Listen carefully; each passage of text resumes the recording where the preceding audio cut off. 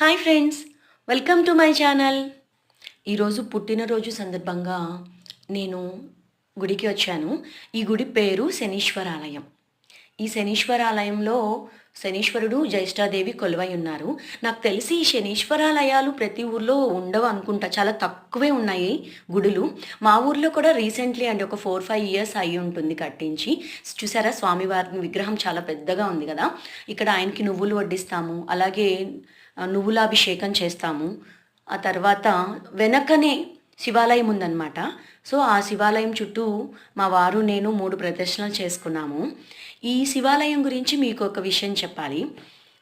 జనరల్గా శివాలయాల్లో గర్భగుడిలోకి చాలా వరకు రానివ్వరు కదా. బట్ ఇక్కడ శివాలయంలో గర్భగుడిలోకి మనల్ని వెళ్ళనిస్తారు.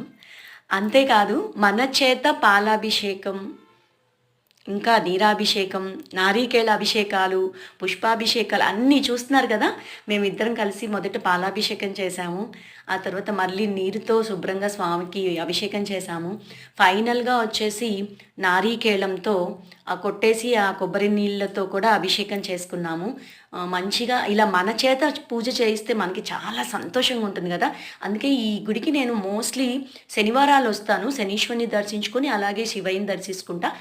ఇక్కడ చూస్తున్నారు కదా, అమ్మవారు పార్వతీ అమ్మవారు అనమాట, మంచిగా అలంకరించారు. గుడి అయితే పెద్దదండి, చాలా ప్రాంగణం అంతా విశాలంగా బాగుంటుంది. మీరు చూస్తున్నది నవగ్రహాలు అనమాట.